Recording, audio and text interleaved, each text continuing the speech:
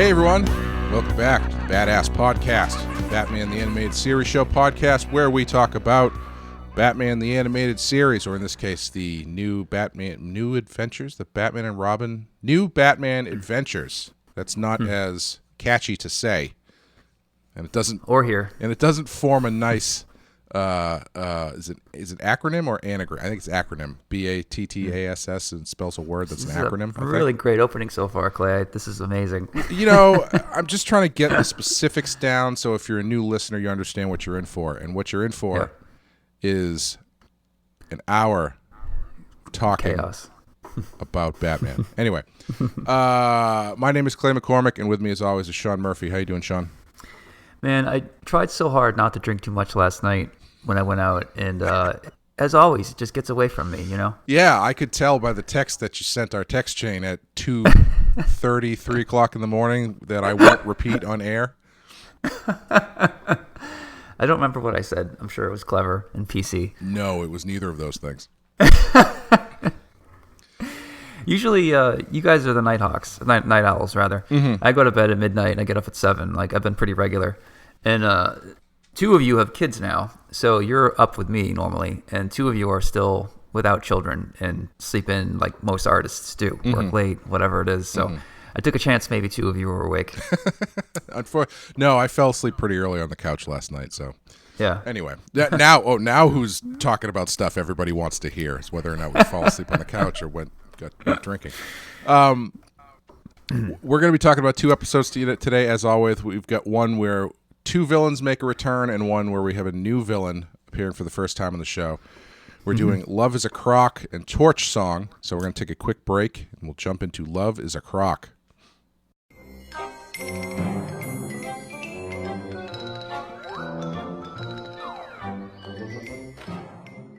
Love Is A Croc, written by Steve Gerber, directed by Butch Luchik. Luchik, that's a name I don't know. Yeah, he's shown up a couple times, but I don't see his name as often as some other people. In this one, Baby Doll becomes enamored of Killer Croc, and the pair forms a very unlikely yet very successful criminal duo. However, their partnership soon falls apart when Baby Doll learns that Croc is only using her to further his own criminal career. I'm really conflicted about this episode because... For which reason? Pick a reason. I think there's a really great story in here, but they don't do anything with it. Like the idea of Baby Doll finding a kindred spirit in Killer Croc is really fun, and I think could be a really interesting setup if maybe there was actually like a relationship there and it wasn't just Croc being like an abusive boyfriend and Baby Doll being a manipulative girlfriend. If they're even like romantically involved, which, as Batman says when Batgirl questions it, I don't want to know. It's another one that ends very abruptly. They're trying to another thing where they're trying to shut down a nuclear explosion from happening. I don't even know if they do that because it ends so abruptly. Well, Batman lets Batgirl do it, and he's like, "Are you able to do that? Good." Well, he just sort of walks away. As we learned from the first time that they did this plot element, Barbara's just going to look at it for a few minutes and then pull all the wires out and hope that works. It does. Yeah, it did the first time. As she says, she brings that attitude to it in this one because Batman says, "Do you think you could do this?" And she goes, "Well, we'll find out in a minute, and after that, we won't care." So, yeah, I had to rewind to re-listen to what the hell she said. Like, in a minute, you either won't know or won't care. Yeah, and it's like, you won't care. What do you? What? It means they'll be dead. Yeah, I know. Yeah. Oh, okay. I mean, yeah. I guess I didn't really. That wasn't a very smooth line. Yeah, it's just either way. I feel like she should be taking it a little more seriously. And then we don't even find out if she. I don't think we find out if she successfully diffuses the atomic bomb that's going to happen. I guess we can assume that they do. I mean, if there's another episode next week, then yeah, they probably took care of the bomb. Right. But yeah, it's just I don't know. What do you think about this? It's weird. Yeah. I applaud you for seeing the potential here. I don't. I want to be in the pitch meeting when they're like, let's take the two most unlikely characters who have nothing in common and let's make them get together and let's imply like a kind of a weird romance that's sort of icky. Like they know, they draw attention to the fact that this is weird. I mean, Batman and Batgirl obviously talk about it, but I don't know. Sometimes this episode is trying to be like the first Baby Doll, which I think is like, for me, one of my top 10 episodes in the series. Shockingly, because like, if you read that idea to me, I would think this is going to suck. But the last moment when Batman has empathy for her and puts his hand on her head, that's such a beautiful moment. And they sort of try to recreate that in this one. But like you said, it's too quick and too cold, and the episode wants you to feel some kind of sadness for her again, for struggling to put together a new family, just like on TV or whatever, you know? Yeah. But for me, it's just very cringy at the end, because I'm like, no, I'm not buying what you're doing. I don't feel it like you made me feel it the first time around. Yeah, it's also exceptionally weird because when she gets together with Croc, she basically reverts entirely to the Baby Doll persona. It's so gross. I hate when chicks do that. Especially if they look like 5-year-olds. Yeah. But you know, it's like her character is that she's using that as a smokescreen because she's sick of it disarms people and she's sick of people taking advantage of her. You would think that if she's like with this other person who she feels she can be herself with, she wouldn't do that. And the fact that she does stay in that persona feels weird and just kind of gross. Yeah. And Croc isn't really bringing anything to the table here as far as a character or design. We should talk about his design. Terrible design. It's so boring. It's so obvious. Like, I know, let's make him green because alligators are green. Yeah. Yep, fucking brilliant. You're fired. Get out of the meeting. His first design was so great because he was, you know, just weird enough looking. Yeah. Without going too over the top, and this one is green and a very all things considered, a normal looking face. And he's smarter too. Like he used to be a dumbass, and now he's just a dick who goes out late. Yeah, and hits women. Yeah, yes.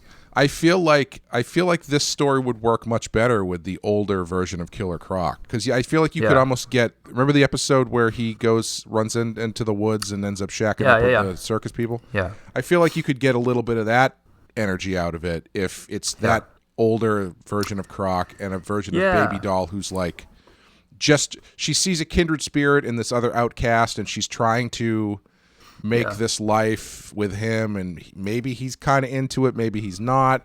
There's no reluctance from him in this. It's just him being an asshole. Yeah, I think you're right. If he was the older version he was dumb, but he had a bit of empathy. Yeah, there was a little bit of sadness, you know, especially with the circus episode where he's in the woods or whatever. He's like, you know, I guess I was just being myself. There's a hint of sadness there. You know, it's not too big. But I feel like if you had that version of Croc, this might have worked better. And I think to spark off this so-called romance, I would have had him save her accidentally or something.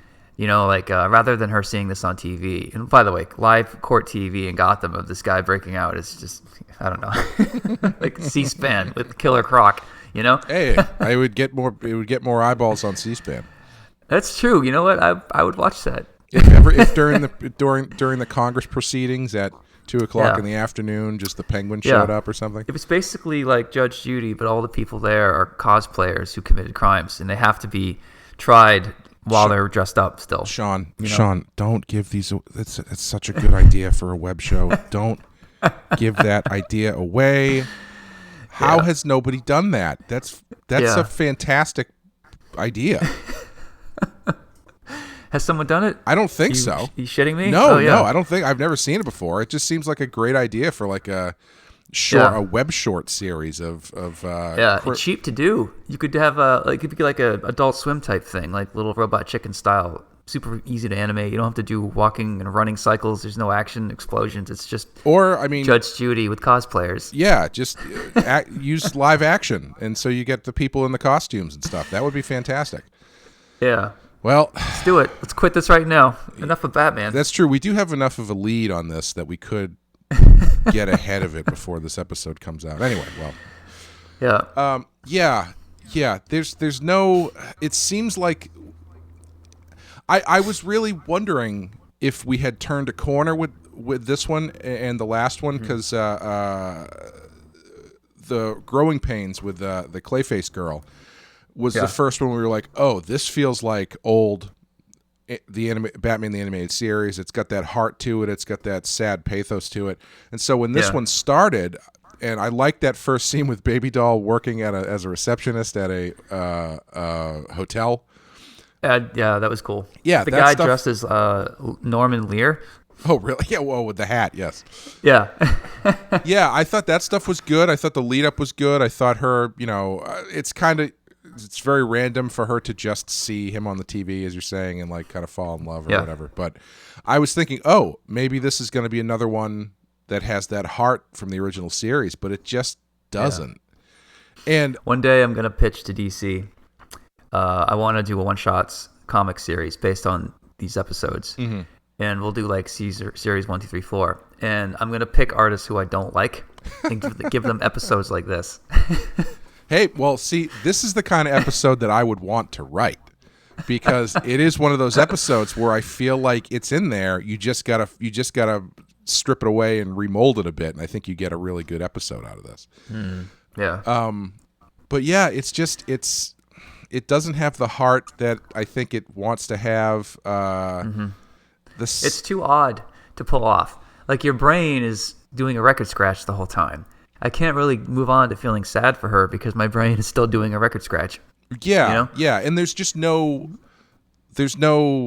kindness in their quote unquote relationship for you to like grasp onto. Like if they're like cute together in a weird way, then at least your brain can kind of go, okay, I can see, I can sympathize with this, but they're not. They're just creepy. Yeah. I threw in a joke about this in White Knight a few times. I think it's the first volume where somebody asks if you think Croc is the big spoon or the little spoon, meaning when you're in bed snuggling, like, is she kind of curled up behind him or vice versa? And the other character responds like, I don't want to think about it. Which, so basically I ripped this off. Yeah, put it on the list. I'm not really sure what else to really tell. You can tell because we're finding hard things to talk about here. Yeah. Normally we're very inspired by these things, and this one's like, nope. It's interesting because, especially with these two episodes back to back, I think the next one feels a lot more like an older TAS episode. And it's one of those situations where I was watching this one thinking like, man, how did they not get more story out of this? I know it's only a half an hour, but think of how many great episodes that have only been a half an hour, or think of other shows that have done great stuff in a half an hour. Like there's so much in every episode of Rick and Morty, and it's the same length, but this just feels empty. And Rick and Morty, like, it stretches time. It's amazing how much they cram into each episode. Yeah, it's unbelievable. And watching the next one, it's like, okay, well, this one feels more like they used the space that they had to kind of tell an interesting story. This I'm really kind of shocked at how much of a dud this is for me, because like as I was watching it, I was like, I don't even really know if I want to draw anything from this, because it's kind of boring. So I managed to find one thing that piqued my interest.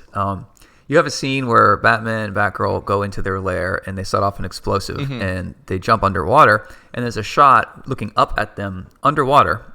Through the surface, you can see fire. So you get it's a kind of a classic action movie shot of the hero swimming as he's just, jumped out of the explosion and swam away. But I thought, how would I draw that in a comic? That's a really good question. I've got tricks for water. Like water, especially when they're just floating around, it's just you're drawing a guy flying and there's bubbles around his face. If there's ripples on the surface, that's another texture. But fire beyond the textured surface, that's a tough one. I've never drawn that before. I don't even know what I would do, honestly. Yeah, I feel like you could. It feels like one of those things where you could work it to death, and realize the solution is probably a lot simpler than you think. Would it work if it was just, if you've got the storytelling leading into him jumping into the water, does the shot underwater really need to be more than just like bubbles and a silhouette with just orange in the background, to signify the fire over the top? I don't know, but I'm sure you could get really in the weeds on it. I would put an object piercing the water so you can see where the water line is. Yeah. And I would have debris, like recognizable chunks of like bricks, for example, hitting the water. So you've got a few objects above them rippling. Because your brain will know, oh, that's a brick. Okay, I know what a brick looks like. Oh, it's hitting this weird line that's making circles. Oh, that's water. That's the surface of the water. I think that's what even without color, you could probably convey that. But again, how do you do the next step, which is fire? I think you just need to rely on the colorist, and I hate having to rely on the colorist for anything. I like to try to do as much as I can in-house, as it were. But yeah, that might be me calling the colorist and be like, can you help me? I can't draw fire and water at the same time. You don't have to feel sad about it. It's a team sport here. I know. I try to be old school, and I just hate, even like rain effects.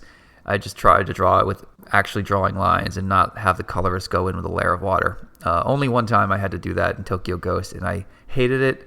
I didn't like that Matt had to do it. I felt stupid that I forgot, blah, blah, blah, blah. Yeah, I know artists do it all the time. The last chapter of Bloody Hell there's a lot of rain. There's a lot of rain. And I did 98% of it on myself. And Russ, my colorist, I think threw a bit in there on top, just like layering wise for when he was doing his colors. But I sent him an email at some point. I was just asking him how it was going. He's like, "It's good. It's there's a lot of rain in these pages." I'm like, "Yep, yep, that's what it was like." Yeah, for them, they probably prefer. Dude, can you not just draw the rain on top of everything? Can you just let me? It's gonna take me 2 seconds. Seriously, like I know that you're all punk rock and hardcore, and you like to do it old school or whatever. But seriously, man, I don't want to be here another 8 hours rendering around your fucking raindrops. Yeah. Yeah. Anytime you start putting splashes on stuff, that's like minute detail that needs to be attended to. Yeah. I'm sure it's a pain in the ass, but it looks good when it's all said and done. It's it's hard to color people like you and me because we work against a colorist, if that makes sense. Yeah. Like normally you close your shapes. If you're drawing a guy's hand, you don't leave open lines. You don't break the surrounding line. You close them. So the colorist can select the hand shape and fill it in with skin color. And some special effects or ripple effects, whatever they are just better off left to the colorist. I get that there are color-friendly artists in comics, and I know I'm not one of them. Yeah. So either people love working with me or they hate it because it's like, God, Sean didn't leave me anything fun. There's no big open shapes for me to render. Sean scribbles in everything. Like all I'm doing is flatting here, basically, because Sean did most of the rendering that the pants and the legs need or whatever it is, Yeah, there's an interesting variation of that stuff in Bloody Hell actually, because there's some stuff that requires a lot of fine-tuned detail, and then there's a few panels where it's like a long shot of a boat in the water surrounded by fog and like the suggestion of a mountain, and it's all atmospherics, and Russ just like when I drew that stuff, I was like, there's a possibility this isn't going to work, and then he knocked it out of the park. He made it all look fantastic. Yeah, that's hard, leaving stuff open and hoping the colorist can make it work. He did a great job. It's like letting go of the steering wheel and letting them drive, which it's hard for me to do. Yeah, but I'm glad that Russ. Yeah, what I saw of his pages looks really good. Yeah, I'm looking forward to finally seeing it all together in one place. There's this colorist one thing. There's this colorist in South America named Marte Gracia. I think he's in Brazil. And super talented colorist. He did Marvel stuff, and he's one of the colorists that his style just jumps out at me because he renders the fuck out of clothing and wrinkles and stuff. Like he just finds shapes, and it's just amazing. And I asked him once to color. I was doing the Wolverine ABCs, I drew. I think it was like the letter W or something, where I drew Sabretooth, Logan, and Maverick, and I love his stuff, but seeing it on my stuff, it just didn't work as right because I render all my own wrinkles and clothes. Like there's nothing. The thing that I like about his art, I didn't allow him to do by the nature of how I draw. Yeah. But there's one elbow or kneecap that I didn't draw a lot of rendering on, and he rendered the fuck out of that because that's where he finally I get to do my thing. But I imagine he was kind of bummed out when he realized coloring me wouldn't allow him to do his shtick, as it were. Yeah. It's always interesting to see how certain colorists work better or worse on different artists and whatnot, because it takes more consideration than I think a lot of people really give it credit for. Oh yeah, matching. It can make or break what you did too. Oh, absolutely, yeah. In a way, you want it to be like it should feel like the camera. The mentality when you're shooting a movie, you don't want people to be aware of the camera. If they're not aware of the camera, then you've done your job. So in the colorists, I've heard them say that too. If you're too focused on colors, then they haven't done their job. It shouldn't even stand out. It should just tell the story, and you shouldn't make a giant impact per se. Yeah. I've had to learn to let it go a little bit when it comes to colors over the years, because I don't know if you think this way, but when I'm sure you do, because we both work in black and white, but like I'm not necessarily thinking about color as I'm doing it. I'm more focused on I'm thinking about the coloring process. Like I know that's going to happen, but I'm not super thinking about like palette choices and stuff, because I'm drawing for black and white. Black and white is the way that I prefer it to look. And so early on when I was working, I would get these colors back and I would just be like, oh, this is not what I like. This is I don't know what I was thinking about, but it's not this. And there's a certain level of control you do have to let go of, where it's like, okay, I mean, it looks good. It's not what I was thinking, but it works. So let's just go with it. The black and white version is going to be my version. The color version is going to be everybody else's. Yeah. I do try to think about that stuff. Like, if I'm drawing fire in a forest, you've got red and green, which can be, if you're not careful, it could look like Christmas colors. Or you have a character who's in red and he's against the green background. I'll try to be aware, like, all right, if I put his shoulder pad in the camera, half of this panel is going to be red, and everything in the background is going to be green. So I should either show more of his shoulder and less of the green, or the other way. Like I try to be aware of what colors are going to be touching which spots, and there's no way to do it perfectly. Like you're going to have color conflicts, but I do try to be aware to make the colorist's job easier. So he's like, man, you drew a green character right in front of the green tree in the background. Like, why couldn't you move him over in front of the brown building so the greens wouldn't clash? Yeah. Well, that's why you put enough lighting on him that you can be like, well, maybe there's like a blue light coming in from the side that's going to change the color of that green to a little bit more. Yeah. I will say too, this is an artist tip. When you're designing a character, he or she should look good from the full body shot. But I think you should also pay particular attention to his head, neck, and shoulders. Because when you start doing talking heads panels, inevitably you're going to have a close-up of a guy talking. There should be some details on him that look cool. So don't design the fuck out of his shoulders.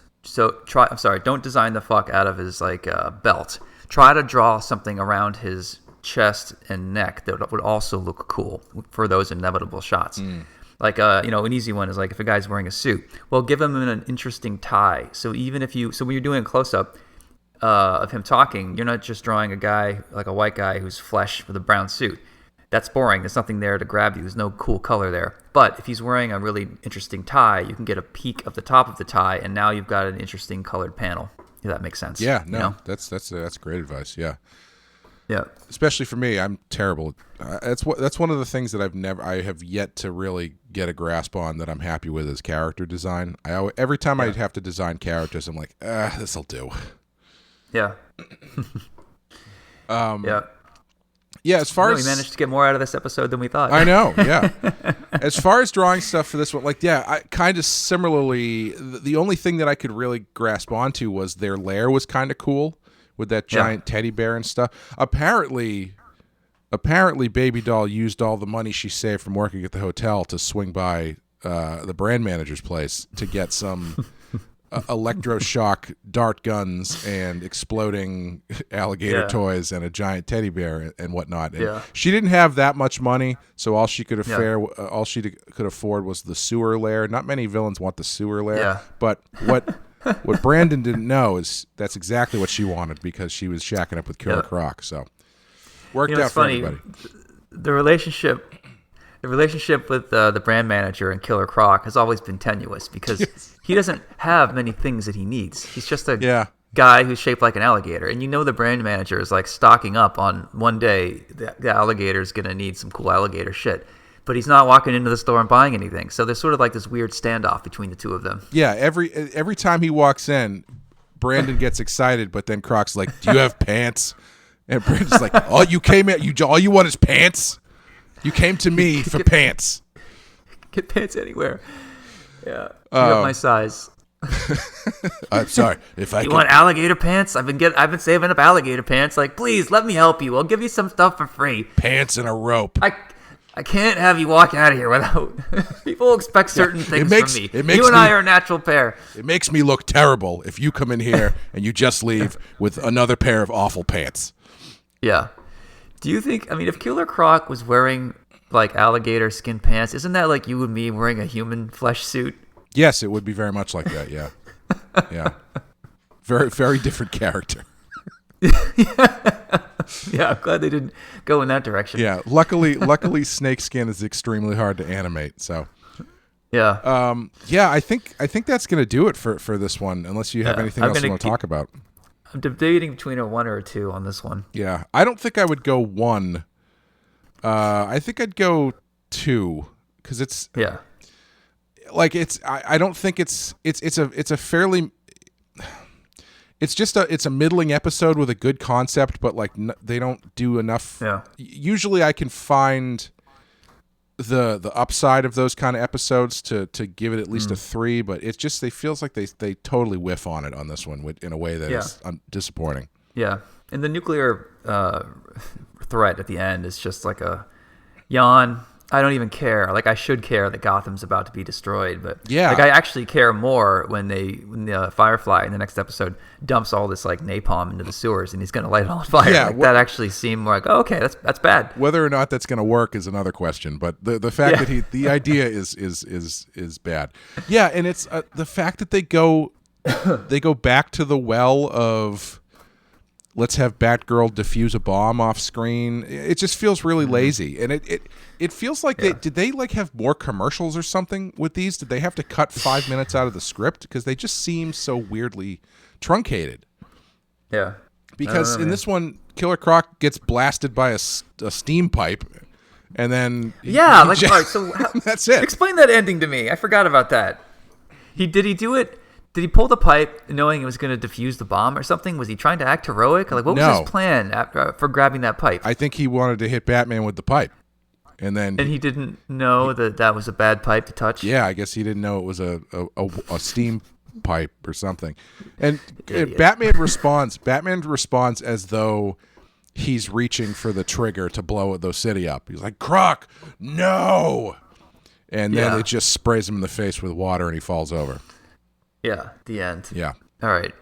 Yeah, that scene is a 1. That's for sure. The only other thing to mention in this one is both characters have new voices this time around. Baby Doll went from Alison LaPlaca to Lorraine Newman, former SNL cast member from the original group there. And Killer Croc goes from Aaron Kincaid to Brooks Gardner, who is a name I do not recognize. I'm actually a little bit surprised that they didn't just have Tara Strong do this, because this seems like right up her alley of a character she could probably do really well. But I think this might have been early enough in her career where she wasn't the go-to for literally every character yet. So, but that makes sense. I think that's going to do it for Love Is A Croc. This episode is a croc. God. Am I right? Yeah. Ho. Hey, we're going to take a quick break, and we will be back with Torch Song.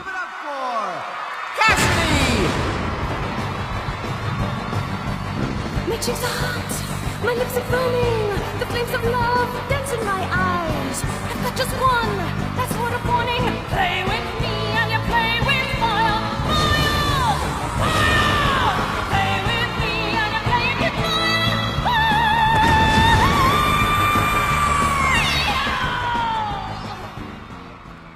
Torch Song, written by Rich Fogel, directed by Kurt Gaeta. In this one, a lovelorn pyrotechnic engineer, Garfield Linz, gets dumped by a big-time singer named Cassidy. Linz becomes the supervillain, the Firefly, bent on burning the woman who burned him. This is the first appearance of Firefly, who is... I had never really looked up his history. It's pretty interesting. I don't know anything about it. It's interesting because it's silly. In pre-crisis DC continuity, Garfield Linz was a down-and-out special effects expert whose plan to rob a theater by faking a fire was foiled by Batman and Robin. As Linz fled the scene, Batman mistook a distant Firefly for Linz's lit cigarette and gave chase in the wrong direction.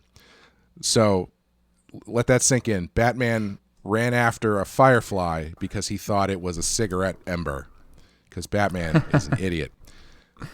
Linz saw this as a sign of fate and became the Firefly, a costume criminal who utilized various lighting effects and optical illusions during heists. So he was basically like shitty Mysterio originally.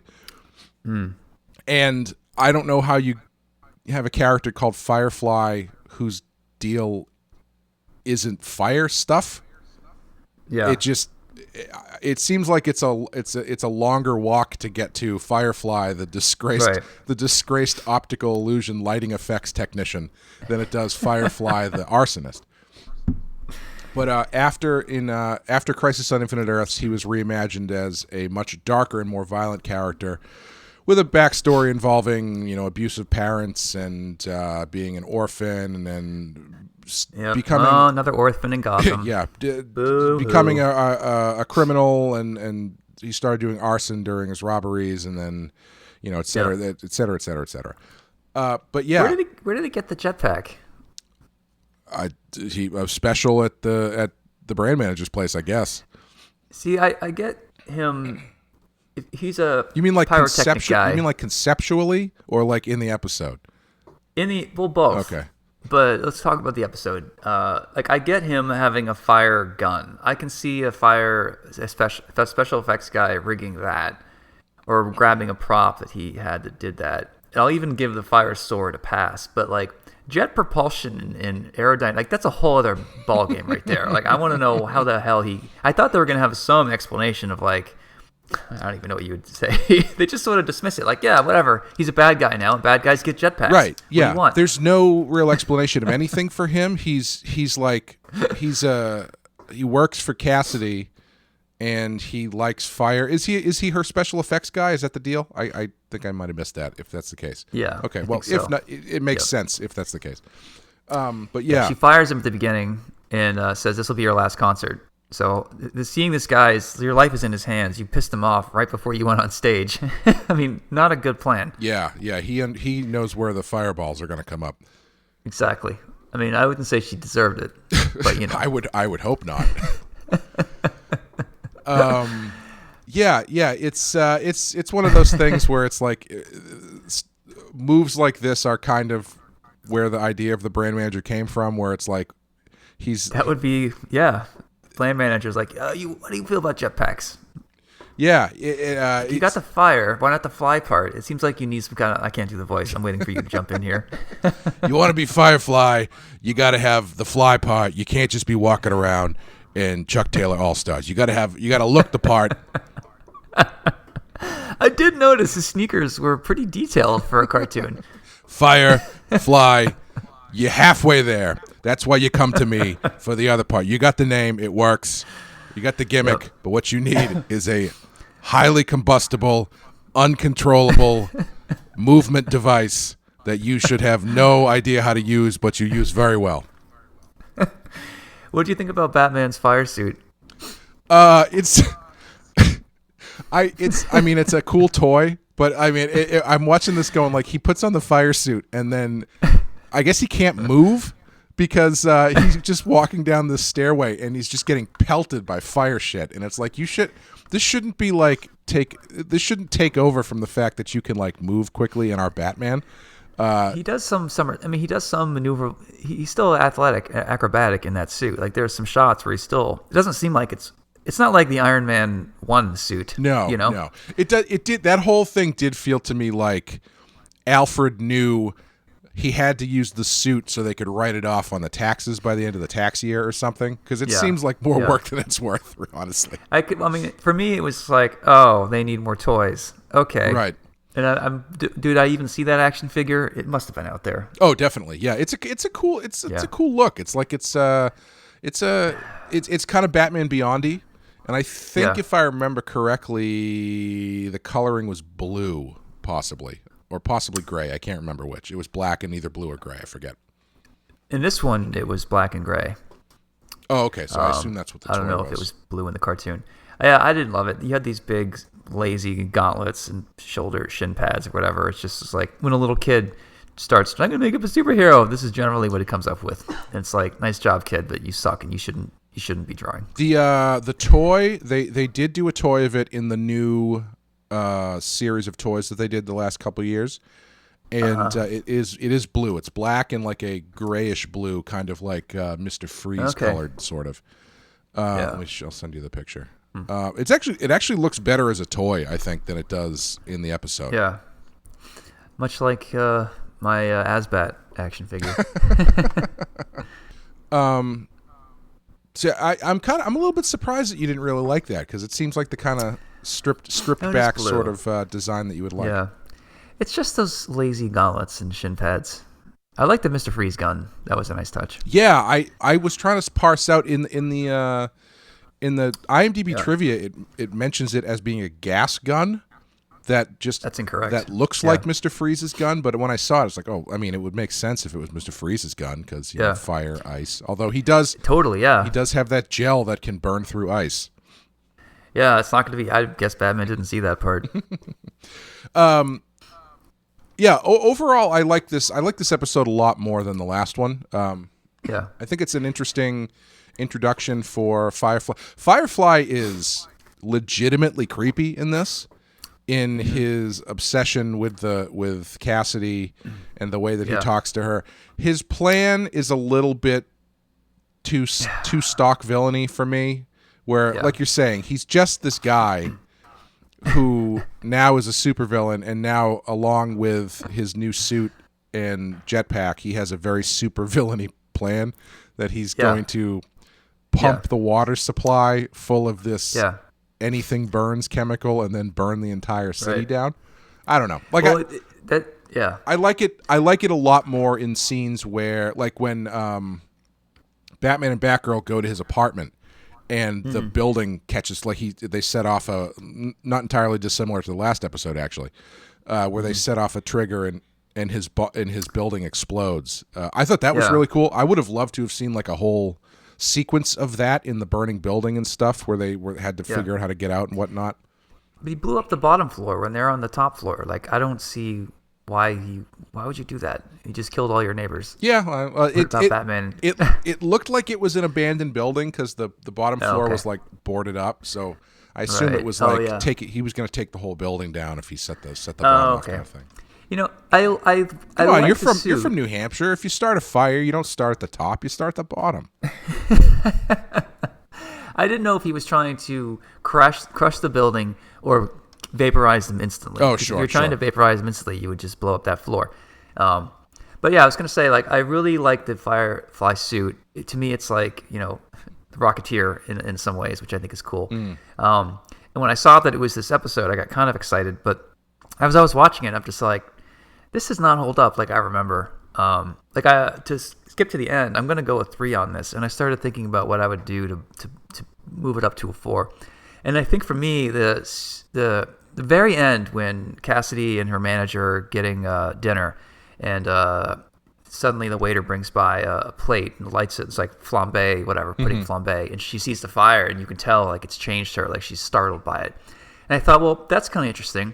Why not? I would have actually made her a little bit more of a bitch to him.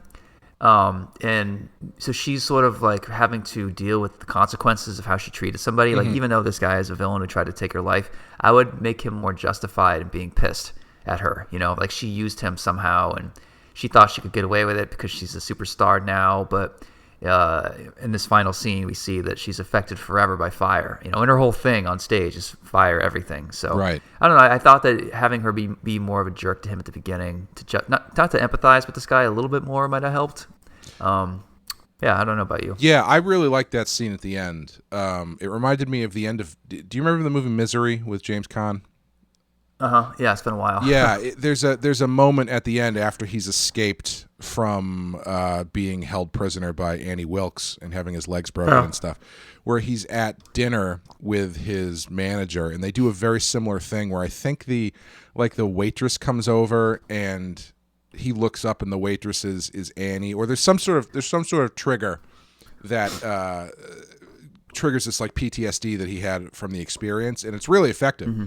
And I think I like that here because very rarely in this show do you get that kind of coda or epilogue moment where you see that any of this has affected anybody in any way, Yeah. It's generally it's over. Like the last episode, caught the bad guy, end of the episode. This one, they catch the bad guy, but you get to see how menacing this guy actually was, which I think is really effective. Yeah. Are you going to go 4 on this one, you think? I don't know. I mean, so he started off wanting to just kill her, and then he sort of kidnapped her, so his motivation just kept changing. Yeah, I don't think I would go 4 because if we're looking at this in the grand scheme of the entire series, I don't think this is a 4. I think it's a good, like, solid down the middle episode. It's a good introduction of a new villain, even if his motivations are a little bit wonky. But I don't think it's a must see. Yeah. Even though I do like the villain. So I think I would probably go 3 on it. Yeah. Because I want to like it more, but they could have done a bit more with him. I like the suit a lot, and that's why it's not a 2. Yeah. I think if they leaned into, like we, for our horror show, horror podcast, Rotten Horror Picture Show, we just covered The Invisible Man from 2020. And the genius of that movie is it took the concept and extrapolated it out into this really effective story about a woman escaping from a abusive relationship, and how the Invisible Man is, while there is actually a man who is invisible causing havoc, there is also the kind of flip side metaphorical reading of it where it's this person is always present even after she's escaped, kind of thing. And it's always the stuff that he does is always affecting her, even if she can't actually see him. And I feel like they could have, if this was less of a kid's show, I think you could do a lot more with that, where his thing is a lot more malicious towards her than they do. Because it's a weird toss up, because I think you can go either way. Because like you're saying, her character in the show is not the best person. She's a jerk to him. She's kind of weirdly jerky and sexual to Batman when Batman shows up. Like, she's not presented as a super sympathetic character. So I think you could go that way and make her even less so. Or I think you could go the other way and make her more of someone who is actively being is the result of a more like abusive relationship kind of thing, and Firefly is the embodiment of that. Right. Yeah. It's funny. So for our Jason Todd book, you kind of had Firefly as the baddie, right? Mm-hmm. Yeah. And I love that idea, but the artist we got, unfortunately, had done some Firefly work already in the past year. Like he already did like a fresh redesign of the character in the main line. So we kind of felt it was better to just give him somebody new, not have him repeat himself. Sure, yeah. But I'm not sure, like maybe because we had a bit in Todd where there's like possibly a destroyed neighborhood in Backport or whatever. Mm-hmm. So Firefly makes sense. But I don't know if it matters to. Maybe we should have just had him use Firefly. I don't know. Yeah, I don't know. I think it's. I think it works either way. given what his role in the story is ultimately going to be. Yeah. Firefly makes more sense from a timeline standpoint, I think. But as far as it's the difference between a lot of fire effects and a lot of ground destroying effects. So I guess it kind of depends on where you fall about that action wise. But well, yeah, I mean, I guess I'm thinking like, as a reader of White Knight going to know that, oh yeah, I like this artist, but didn't he just draw Firefly? Like, is that going to be a thing in the reader's head that might give them pause? And maybe I'm reading into it too much. But my other thing was asking the artist, what do you want to do? He seemed more interested in not drawing Firefly again. So for the sake of, pleasing the group, I'm like, all right, we can use somebody else. So do you want to name the character that we're using instead? Sure. Yeah, we're actually using Shriek, the Batman Beyond villain. Yeah. And if we're getting into the Beyond-ish timeline, then I feel like using this 48-pager or whatever as showing the time that's passed between Jason Todd then and now, it sort of makes sense that you would start seeing these Beyond villains sort of start appearing, Yeah. Plus, you got a bunch of destruction stuff. And the artist we have is a very digital artist, which is cool. And he's really good with those like special effects. All the stuff that I was complaining about colorists doing, this guy is like the opposite. But it doesn't matter because it looks really good, and I'm happy to have him. Yeah, it's funny. I was actually thinking about it the other day because I was, talk about things that doesn't really matter. I was like, well, if this is going to be mostly in the past, does Shriek make sense because he's a future villain? But then it occurred to me, I was like, well, this takes place in the past mostly. We could use literally any villain because it takes place before they all die. Yeah. So that's true. Yeah, you could have resurrected somebody. Yeah, but I think Shriek is probably the best way to go. Yeah. Because as soon as you add, not that we're going off on a tangent, but I guess we already have. As soon as you add, for the story that we're telling, I think as soon as you add someone who's like a bigger name, that sort of takes the reins a bit. And that's not really what we're going for. We're focusing more on the Jason Todd story, less on the villain. And if the Riddler shows up, it's like, well, the Riddler deserves a bigger platform than this. Yeah, like the artist suggested Deathstroke, and I thought, man, that's got to be cool. I like Deathstroke's look a lot. And then you nixed it because you're like, he's going to take a lot of oxygen.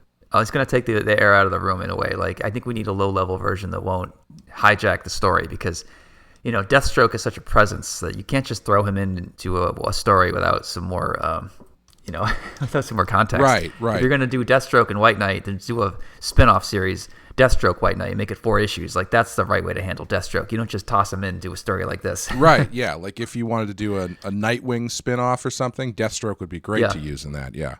Perfect. Yeah, exactly. So we want sea level and below for this story. Yeah. Man, I'm going through the notes that you gave me for my script, and I was flattered that you were, so the stuff I'm doing for Beyond the White Knight, there's a lot of things I have to get through in the story. And from the beginning, Clay was like, man, you got a lot of characters here. You got a lot of stuff you want to cover, and you only have 8 issues to do it. Like, you were definitely hesitant to see if there was a way for me to get all of this in without it feeling crammed, which is definitely a concern that I shared. But when I got your notes back to say, like, I am impressed that you managed to fit all of this stuff into this story so far. Yeah, I hope that didn't come off as a backhanded compliment because I meant it. No. I meant it honestly. That when I read through the outline that you sent me, I was like, this works a lot better than I thought it was going to. Because there, like you said, there's so much stuff going on. You've got so much. I hesitate to tell you this. Maybe I'll tell you this off air if I tell you at all. But there was one big note I was going to give you that I didn't because I knew there was no point in me giving it to you because it was kind of like a concept breaking note.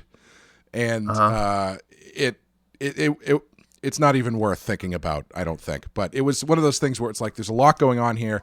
Could it be slimmed down? Unfortunately, the way I think to slim it down is kind of defeats the purpose of doing the story. So let's not do that. So, which character would you cut out? Terry McGinnis. Yeah, I hear you. Yeah, like I wrote this like long paragraph explaining, like I started with like, I don't even know if I should tell you this because I know you're not going to do it because it defeats the purpose of doing Batman Beyond. And then I wrote it out and I was like, it's not even worth taking the time because it's... Yeah. No, I feel you, man. And that occurred to me as well. If Batman's chasing down this guy who's stolen a Beyond suit, maybe we don't reveal who it is until the very end. Mm-hmm. You know, we'll have it be Terry, but you don't realize it's Terry. And instead, I flesh out Terry. Like in issue 2, I open it up with a flashback and Terry, this and that. And I felt like if you're going to do Batman Beyond and him pass the torch, then you need to have Terry McGinnis. Right. Like, won't readers get pissed Right. if you make them read 8 issues and Terry isn't in it? Aren't they going to revolt? Yeah. But he does take up a lot of extra space. And I know, like, if I wanted to cut 20% of it out and leave myself more room for sexy splash pages, Terry is first in the chopping block. But like branding wise, I need him, Exactly. don't I? Yeah, that's what I was thinking because it's like what I was looking at the story you're trying to tell, and I'm like, there is so much that's already like primed to go with this stuff that these themes that you're talking about without adding Terry McGinnis into the mix. Like I think there's a way you could still do everything that is without Terry, but gets everything else done that would be more like more of a piece with everything that came before. But then you're losing Terry McGinnis, and I feel like that's people are, as soon as you put Beyond in the title, it's like that's what people are coming to see, right? You need every story has a list of 10 things that you need. I forget, there was a director that said this. No, it was a editor, a guy, really tall guy. He was editing a Marvel for a while. Jim Shooter, yeah. He said once, he was at a convention, he goes, every Spider-Man story, I think he was Spider-Man, you need to have a handful of things. They need to see a spider bite Peter Parker. He needs to generally be a kid. Mm-hmm. He kind of has to be single. Like, you can do what you want with the characters, but there's 10 commandments of Spider-Man that you just can't break. And there's 10 commandments for every character, like Batman. Like, you just have to check these boxes. You can do whatever you want outside, but these boxes have to be checked. Right. And if you don't check one, you better better find a good reason why. And I never forgot that. But yeah, as far as this example with Batman Beyond, like, if I'm going to do a thing about Beyond, I'm pretty sure it has to be Terry McGinnis. Like, storytelling wise, I agree with you, but marketing wise, But no, it's funny. I thought the same thing too. Yeah. Because there's so much that a reader wants to know, how does Batman escape from jail? He wants to know, how did Barbara become a cop and have a falling out with Dick? They want to know about, what's Harley doing with these twins or whatever? Like, there's so many things that people want to know. And then you introduce a brand new character. It's like, I don't want to read about a new guy. I want to see these other things get fleshed out. But it is Terry McGinnis. So yeah, I guess I'm willing to, read about Terry for a little bit. The trick is to make him as compelling, and because he has to make up for lost time, because all these other characters have a history in this universe now, whereas Terry's brand new. So, I started out with, like, maybe he starts out at a cemetery or something. That's very Batman. And I'm like, that's like too Batman. And I was trying to find a way to really pump him up quick to make him as interesting as the other scenes are, Yeah. And same thing with Powers, too. He's such a sort of one-dimensional character in Batman Beyond. I really wanted to give him more...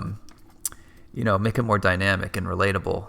Even though he's the villain, like, the thing that I think I do well with White Knight is even the villains are empathetic. Like, you don't 100% hate the villains. You kind of agree with them a little bit.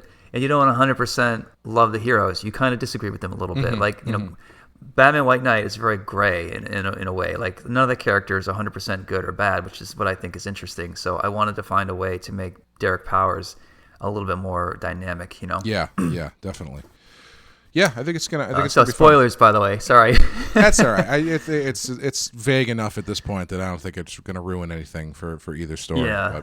Yeah. There's two big ones I don't want to spoil, and I think you know what they are. I was looking at the numbers for 2017 when Batman Volume 1 came out, and we had issue 1 went through 4 printings.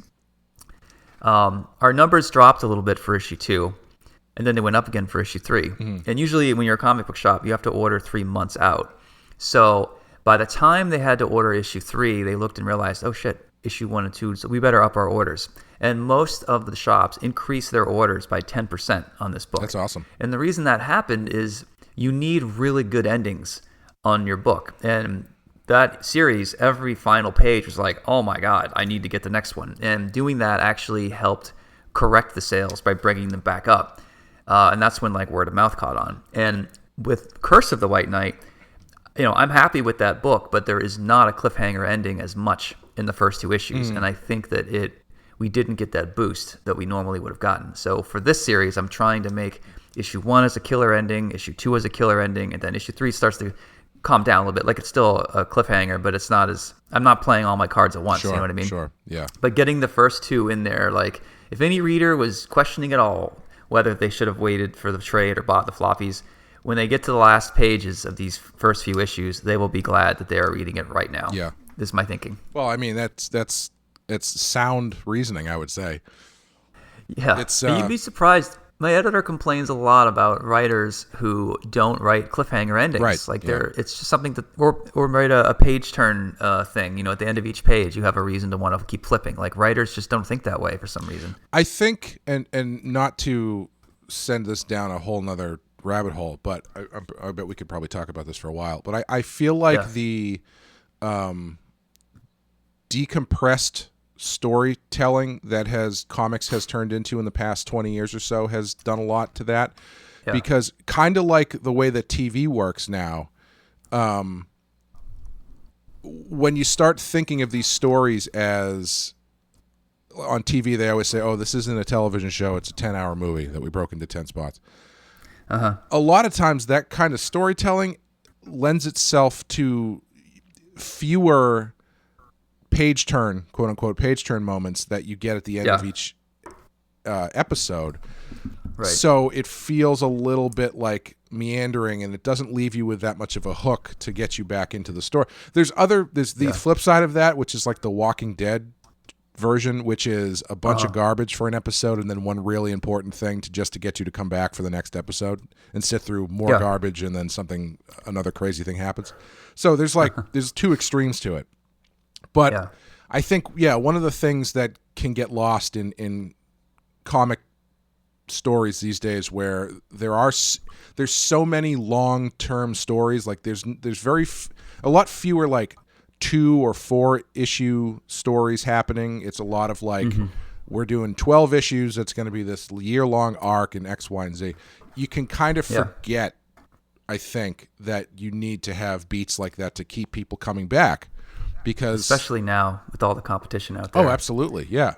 I mean, if you're not ending your issue with some sort of spike, some sort of dopamine spike, then I don't really know what to tell you. That's kind of basic. Like your reader isn't just buying Batman.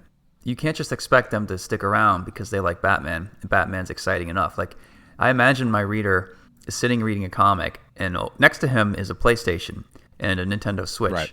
And his laptop and his phone and these other things that he could easily be doing the minute he puts down my comic.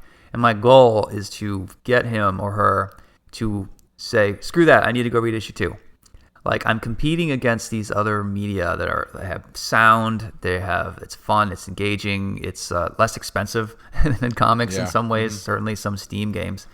That's what we're up against. So I imagine like I need to hold this guy's attention as long as I can. And I feel like it's a losing battle because eventually, PlayStation is going to win, or big Marvel movie or Star Wars movie is going to win. But if I can hold his attention for a little while and really give him a reason, like, man, I was going to spend $5 on another Steam game, but I think I'm going to buy the next issue of this comic.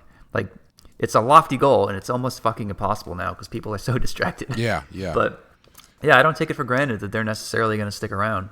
Yeah, I know I've mentioned this before, but when I was doing my my webcomic Dead Meat, I kind of started thinking about things down to the single page, because it's like I was uploading a page a week on the website, and I started thinking, I was like, man, if you're doing a page a week, you can't. Not only do you have to think about story cliffhangers at the end of a chapter, but you need to basically think of every page as its own mini story that ends in a place that it's going to make people want to turn the page or make them want to come back next week for the next installment.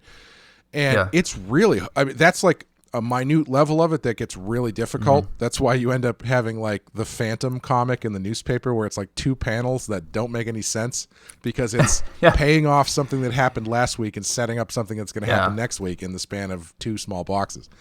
But it's like you have to think about your story on a minute level like that sometimes in order to really maximize it. You can get too into the weeds. Like it's really difficult to do that when you're doing like a graphic novel or at some points even a single issue. It's like, all right, it takes a lot of planning and a lot of thinking about what's going to happen and how to make sure it doesn't feel hacky where it's like every page doesn't end with someone going, look out, or something like that.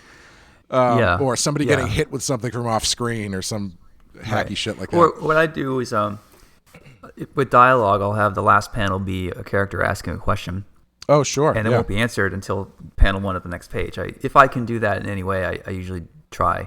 Yeah, that's or smart. Have a lookout or a, cliffhanger suspense. Every single page, there is a way to do that. I'm convinced. Like it's not always going to be easy to find those solutions, but you have to try. Right. And people say they liked White Knight because I was writing for the issues and not writing for the trade. I don't know what writers out there like. Does that mean you're allowed to be boring for a bunch of issues before there's a payoff? Because that doesn't make sense to me these days, especially with people's shorter attention spans. Yeah, absolutely. Wouldn't you always be writing for the issues? And can't you do both at the same time? By the way. I mean, you're basically writing a chapter at a time. Don't you want people to be anxious to get to the next chapter? I mean, I don't get what that mentality is. And I know a lot of huge writers who are really well known, like, Grant Morrison and Neil Gaiman. They would probably disagree with me and say, you don't always have to have a cliffhanger ending. Sometimes a slow burn and letting readers earn it is a better payoff. Like maybe they're right. I'm just going for the cheap and next week type of gag. I don't have security in my own writing or something. I don't think it has to be like a cliffhanger, like a car going off a literal cliff or anything. But I think there's got to be something there that, like, whether it's a new idea or a question, like you're saying, or something that just gives you that spike to be like, ooh, yeah, I'd like to know what this is going to mean. Yeah. I mean, it seems fucking obvious to me, but there's a lot of writers who disagree with that. So yeah. Well, I don't know. I guess it depends on your style. Well, the thing is, too, you and I approach writing from a screenplay sort of mentality where you generally have 90 minutes to tell a movie. We go with the 3-act structure. You have this turn in act 1, where there's the initial incident and whatever. Like, we generally think of movies and we generally think of stories through the lens of movies. Whereas I think a guy like Neil Gaiman thinks of prose. Sure. Yeah. So he's not as much into cliffhangers and stuff because he's going to write 600 pages. He doesn't need to think about people are committed to that book already. Right. Like this, what are they going to do? Make you every single fucking page is going to have a thing, Yeah. And I mean, obviously there's no, neither one of those ways is wrong because he's a very successful comic book writer. So it's true. Yeah. He's wrong and I'm right. Of course. I agree completely. Of course, yes. Hey, sort of going off a tangent again. What do you think about creators using comics to leapfrog into Hollywood? Do you think that a lot of creators are trying to get to Hollywood with comics, or do you think that they want that cap in their feather? And what do you think the motivation is when you hear about creators trying to get into Hollywood? Making more money, because it's just money. It seems like, I mean, if you're a writer and you're a comic book writer, what's the next step? Where do you go from there? Do you stay in comics or do you try to move up to a different thing, where you could do screenplay writing or maybe writing for TV or something? I feel like it doesn't happen that often, frankly. I think it happens the other way a lot. I think a lot of times people come from movies to comics, but the number of comic book writers I can think of that started writing movies and TV, I can count on one hand, basically. Right. I think that there's an illusion of grandeur going on here. And I know I sound jaded, but I've gone through the Hollywood machine twice, maybe even a third time coming up now, where I said this before, but this all takes place in California, where I'm not at, and I don't want to get on a flight and try to control my properties. They pay for these things. They own it. They tell me I can try to get into a meeting where they're going to tell me to go fuck myself. That's just how it works. That's the contract I signed. That's what it means to get paid for an option. That's what it means to take a buyout or whatever it is. And I realized I can't control things that happen in Hollywood. I can't control when the president of NBC quits and the new guy comes in. He decides just to flush everything down the toilet that the previous guy had. Right. I can't control when an actor has a baby and can't be committed to a project anymore. Like, and I'm not necessarily a control freak. It's just that I can't think about that stuff. I can't think about red carpet events. I can't think about the schmoozing or the fame or the ego, whatever it is. Like, I'm a guy who's good at sitting alone in a room and putting out projects. And like, for me, publishing is where it's at. If they make a Hollywood thing out of one of my IPs, great. But it's not really what I'm gunning for. Mm-hmm. And my sense is a lot of creators are not like me and maybe not like you. They are very much, they have eyes on Hollywood, and it's not just about money. I think it's about fame and success and like being able to like stand on a movie set of a book that you wrote is like, you know, on their bucket list or something. I think there's a big ego motive going on too. And I just feel like it's a little delusional, don't you think? I mean, how many of us, like you said, have actually made it? Even Mike Mignola, who had Hellboy movies, like, you know, I think he's wired like me. He doesn't want to get involved with that shit either. Mm-hmm. Like, he's happy to kind of control it, but he knows what it is, you know? Hey, man, don't sell me short. I'm looking to sell out at the first possibility. Yeah. No. Well, I mean, think about it. I think, yeah, that might be an element to it, but if you think of it like, look at it from an artist standpoint, if someone's drawing comics, making however many dollars doing that, and then they get some storyboard jobs, which pays twice as much for half as amount of work or something. You know, it's not necessarily, it doesn't necessarily have to be a fame thing. It could just be a, what's the next step in advancing my career? How do I work smarter, not harder kind of thing, you know? Not that there's anything easy about doing storyboards or writing movies, because it's clearly very hard, but. Yeah. I mean, I was talking to Todd McFarlane about this once, and I said, like, Todd, what am I doing wrong? Like, I feel like I've made the pretty great decisions in my career. I don't regret many moves, and I've obviously sort of done a lot and made it to the top in some ways. And I said, but if you had to look back on what I've done, is there anything I missed? Like, what did I, you know, any mistakes I made or whatever? Like, what am I doing wrong? Like, even if I'm doing everything right, I still want to know what, you know. And he said, your problem is that you're at the top of the ceiling in comics. Right. Like, there's a limited ceiling, and you're at it. So if you want to get bigger, you have to get outside of comics. Right. Which is why I got into movies and action figures and stuff like that. It's like, it's a very small. The bar is not that high in comics. You know, once you bump your head, you know, what do you expect? This is it, kid. You know, so if you want more out of this, then you need to start looking elsewhere. Yeah, like, would you continue to draw comics if you could get paid the same amount that you get to draw Batman, maybe slightly more, to do storyboards or concept art for movies that would be like maybe 3/4 of the amount of work? No, I'd rather do what I'm doing. Yeah? Oh, okay. Yeah, because I can write this. I'm not writing those scripts. Sure, you know? Sure. I'm in a project I don't like. No one sees my work at that point. Yeah. You don't get appreciated the same way. So you do want the fame, is what you're saying. Yeah, I mean, is there a non-arrogant way for me to say? I mean, I say a lot of arrogant things on this podcast already. Now you're drifting into Garth from Wayne's World territory, where they do the product placement bit where he's sitting there in the Reebok suit and he's like, some people just, you know, don't have any credibility and just sell out. Yeah. Yeah, it's funny. I don't know. Yeah. I because I'm off social media now, I feel very disconnected from comics. Sure. So I'm not sure if there's a lot of creators who sincerely want to get into Hollywood, or if they're all just fooling themselves, or maybe most of them are low key like us. You know? I think it's one of those things where, like, if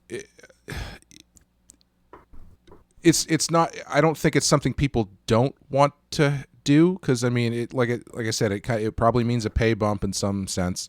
It means a visibility bump, which hopefully translates into better sales or more work or something in whatever you're doing, even though that doesn't seem to be the case. Yeah, it is. I don't think it should be shunned, but yeah, I don't know if it's something that it. Yeah. Like, I would be lying if I said I wouldn't be thrilled if something I did was turned into a movie, or a TV show or whatever. But I don't. That's not for me anyway. The end game. That's not why I do what I'm doing. And I do wonder if you do it that way, if you're kind of chasing a dragon you're never going to catch. You just, I don't know. Yeah. I mean, we've got screenwriters. One of the options we have is, I don't think this one's been announced, but the writer is like, oh yeah, I'm going to definitely write the script for this movie. And I'm just like, yeah, the first draft. Yeah. But don't you know, they don't care about comic book writers or artists, by the way. Sure. They want the IP. Sure. We're lucky to be this far. I don't see them. They're going to bring in real screenwriters who have a track record that, people, they need to show the producers, the money people, hey, here's a big name who wrote this movie. Here's the sales of that movie. So we have that guy write this movie. We're going to get our investment back. You don't just go, well, the guy who wrote the comic really wants to write it, so we should just give it to him. I mean, it would mean a lot to him because they're going to say, okay, but what is he going to sell? Like, I mean, it just doesn't make there. And as you know, there's like 20 different writers for every script. Generally anyway, as they get passed around and script doctored or whatever it is, the idea of a comic book writer thinking that Hollywood is actually going to let him write the final version of a screenplay is insane to me. But hey, maybe I'm wrong. I don't know. Well, see, I think the secret is the real money, the real goal is if they make a movie out of your comic. It makes a lot of money, but it's also terrible. Because that way you get more press by just trashing it all the time. So you're still cashing the checks you're getting from the royalties because it made $200 million at the box office or whatever. But you're also online going like, this was garbage. You all guys are all right to think so. Let me tell you all the reasons why it was garbage. Listen, that's what I'm looking forward to. I could podcast for the next 25 years of my life if I got to do that. Yeah. Finally get to wreck my own project instead of somebody else's. If they made a bloody hell movie and you thought it was terrible, would you say it or would you just play the game for a bit? I honestly don't know. I think after a certain point I would stop playing the game, but until it came out, I would probably push it as much as I could. Yeah, you don't want to tell people not to go. I always wondered that all these press tours that anybody who's in any movie does. There's always a part of me after I see the movie going like, how much pain must they have been in to do this press tour? Be like, this was a great script. I really think what we're doing here is really visionary in the genre. It's like, no, it's not. You know that this is terrible, but you gotta do it. It's part of the game. I would love to see you forced in front of a camera, being paid to say, yeah, I love this movie. At first, I didn't imagine the main character, Bloody Hell, would be played by Roseanne Barr. But hey, I'm open to suggestions. I'm very happy. See, I don't think you're as good at lying and spinning as I am.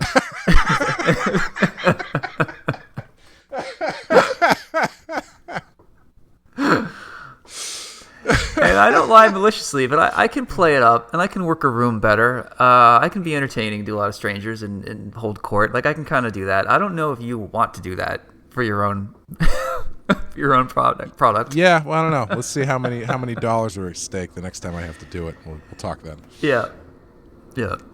Anyway, I mean, there's. Sorry. Yeah. We should probably. I think you're wrap too it up. genuine, and you'd be tempted to be honest and be like. You'd be like John Carpenter, I think. I try to keep it real. I feel like my response would be, it is so awesome to see all of that stuff that I created on the big screen. ... Right. I probably would have done it differently. ... But it's still great to see it come to life. Yeah. Or you just move on like, oh my God, these actors are great and they work so hard and it's so exciting to see you can lean into the truths without actually saying the movie sucks. Yeah. But I feel like people that are in the know will see right through you, That's fine. Like, that's code for, I hated Roseanne Barr in my movie. Listen, I thought you did a great job. Yeah. Anyway, Oh, last thing about this actual episode that I thought was creepy was when Batgirl saves the day, and Bruce looks up and says, "Good girl." Yeah, that was pretty weird. Yeah, and him being on a date, going to a Taylor Swift concert, this was weird. Yeah, at the beginning. You know what's fun about that actually? So the girl who does the voice of his date is Jane Weidlin from the Go-Go's, who also played Joan of Arc in Bill and Ted's Excellent Adventure. Oh, but you wouldn't recognize her voice from that because Joan of Arc has no lines.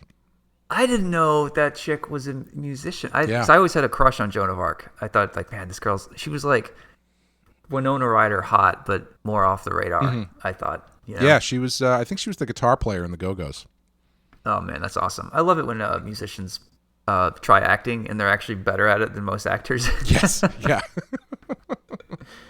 And I love... Like a lot of the people in the Johnny Cash movie with River Phoenix were actually just musicians who happened to be amazing actors all of a sudden. Right, yes. You know? And I love it when actors try to become musicians and they're terrible at it. It's a nice balancing act. I know. It doesn't usually work the other way, does it? No. Johnny Depp. No. Anyway, but we won't go into all that stuff. Russell Crowe. The other thing I would like to mention, and I'm sure if you're still listening to this podcast at this point, it's because you're wondering whether or not I was going to bring this up. Firelit Batman doesn't look as good in this series as it did in the last one. He's just gray. They just made everybody gray. Yeah, I totally missed that. Yeah. Yeah, it's not, there's nothing really interesting there going on. I was disappointed because I thought Firefly, maybe we'll get some Firelit Batman, but unfortunately not. But it's not just Batman that's lit. You have to light the whole scene for him to be correct. Right, You know, and I don't think they did that as much. Because in the Gray Ghost, that episode, everything was orange and gray. Like everything was, and that's why Firelit Batman looked good, is because everything around him looked good. Unbelievable. What would you draw on this episode? I might take a crack at the Firefly costume, maybe tweak it a little bit. I might redesign the jetpack a bit. Like the wings that fold out aren't even bent back. They're not even aerodynamic. It looks like a trash can with two pieces of cardboard sprayed gray. Yeah, I think I'm probably thinking the same thing. Although I do think doing a longer scene where Batman and Batgirl have to escape that burning building would have been cool. There's a scene where he falls from a building and his Batarang thing breaks or something. Was that this episode or the other one? But he grabs his cape. He sort of floats over to a different building and manages to fall on the awning and survive. And it reminded me, I had a one-shot story I wanted to pitch years ago. It was a silent comic of Batman, and he's chasing a criminal, and he misjudges how far of a leap it is, and he falls. And everything goes wrong in the next 22 pages as he's like, he grabs a window and someone shuts the window on his fingers, so he falls down another 2 stories, and then he uses the Batarang, and a bird moves it or something, and he's just like, God damn it! It's like nothing's going his way, and by the end of it, the last page, he's only 2 stories down, and he lets go and he lands in a dump truck, and that's the whole story. Nice. Just that one wrong move. That would be a fantastic Batman black and white story. Yeah, I wanted to pitch it the first time when I did Batman Black and White, and I pitched another one where Bruce gets a gun and just goes and kills everybody and solves his problems like that way. Of course you did. Do you remember that? I don't. Oh, boy. Yo, this guy rejected. My editor was actually, I think he was mad at me. Yeah. It was like, it was a joke. And I was serious about doing it, but I'm like, this is going to be great. So it starts off, and he's like, you know what, Alfred, spending years doing this. I know I've been avoiding. He's like standing over 2 handguns looking at him, and he's like fretting on what to do. He's like, you know what? Maybe I've been wrong this whole time. You know what? I decided I've been doing this long enough. You know what? Fuck it. So it's basically 7 pages of him going around and murdering all the villains. And he's got like a clever one-liner for each one. So he shoots Harvey Dent. He's like, here's a bullet for you, Harvey. Bam. And one for you too, Two-Face. Bam. And then he goes to Catwoman, like, see you later, slut. Bam. I mean, it's not even that clever. And it's just him going on a massacre. And at the very end, he takes the photo of the painting of his parents down. You know, that big scary painting over the fireplace that reminds him of his guilt. he just like throws that in the bin. I'm like, I'm done with guilt, and he just is happy at the end of it. Like maybe Batman's problems would be solved if he just grabbed a gun and just murdered all of the villains. You could just call it a day. And I know that violates everything about Batman, but it was a joke. Like I was gonna do it, but I was playing it up for humor. Mm-hmm. And my editor is like, "Is this real?" And I was like, "Yeah, man, I think this would be a fun 8-pager." And he's like, "Okay, first of all, brilliant. Second of all, we could never do this, and I need you to take this seriously now." So I was like, "Okay." And yeah, that was Mark Doyle, and I think at that point he thought Sean should never write Batman. He's not even taking it seriously. Well, So we got John Arcudi to write it for me, and he wrote a whole story. But yeah, it would have been a good one if I had just pitched him, what if Batman's falling down a building for 8 pages? Yeah. I guess that was before you heard the thing about there's 10 things about Batman that you can't ever change. Yeah, no, I broke all 10 of them, and that was the point of right, it. Yeah. Yeah. Well, you eventually got to have Batman go on a killing spree in Curse of White Knight, so it all comes around. I guess. Man, I've been so predictable my whole career. I didn't realize it. Here I thought I was, breaking new ground, and you could have read the tea leaves years ago. Anyway, on that note. Yeah, I think we already rated it. We both give it a 3. Yep. And I think that's it for Torch Song. Cool. What's next time? Next time we are doing The Ultimate Thrill and Over the Edge, which Over the Edge is one we've been looking forward to, so that's going to be a fun one to do. Those are both good episodes, but yeah. The Ultimate Thrill when the girl orgasms as there's a huge explosion. You'll get there. It's Roxy Rocket. Okay, excellent. Oh yeah. Cool. Yeah, is that her first appearance? Has she been in the show before this point? I can't remember. I believe it's her first appearance. Yeah. Cool. Excellent. Not her last. Looking forward to those two. Thank you guys for listening. And thank you, Sean, for joining me. Thanks for having me, man. Until next time. And we will see you next time. Bye. Bye.